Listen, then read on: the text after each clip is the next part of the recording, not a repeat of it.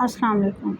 ابن عسکر میں ہے کہ حضرت معاویہ رضی اللہ تعالیٰ عنہ کے زمانے میں مسلمانوں نے جہاد کیا، جس میں حضرت عبد الرحمن بن خالد رضی اللہ تعالیٰ عنہ امیر لشکر تھے۔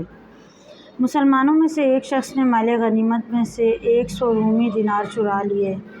جب لشکر وہاں سے لوٹ کر واپس آ گیا تو اسے سخت ندامت ہوئی۔ وہ ان دیناروں کو لے کر امیر لشکر کے پاس آیا، لیکن انہوں نے ان کے لینے سے انکار کر دیا کہ میں اب لے کر کیا کروں؟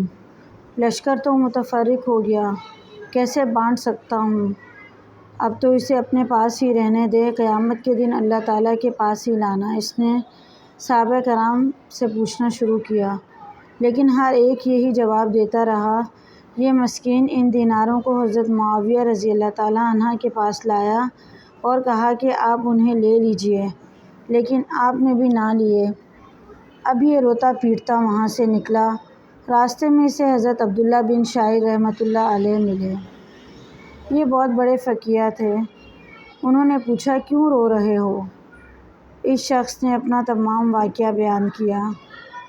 آپ نے فرمایا، جو میں کہوں گا وہ کرو گے؟ اس نے کہا، یقیناً۔ آپ نے فرمایا، جا کر 20 دینار حضرت معاویہ رضی اللہ تعالیٰ عنہ کو دے آؤ، اور باقی کے 80 دینار اللہ کی راہ میں اس پورے لشکر کی طرف سے خیرات کر دو۔ اللہ تعالیٰ ان سب کے نام اور مکان جانتا ہے، وہ اپنے بندوں کی توبہ قبول کرتا ہے۔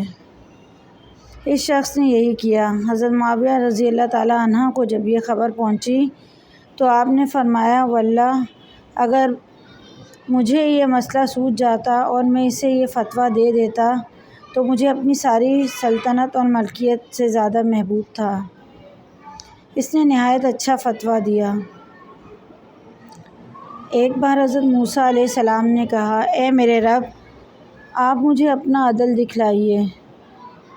اللہ تعالیٰ نے ارشاد فرمایا، فلاں مقام پر چلے جائیے۔ آپ علیہ السلام وہاں گئے۔ انہوں نے ایک چشمہ اور ایک درخت دیکھا۔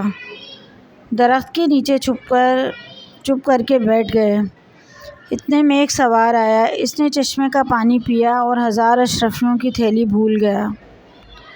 اس کے بعد ایک لڑکا آیا اور تھیلی لے کر چل دیا۔ پھر ایک اندھا آیا۔ اس نے چشمے سے وضو کیا۔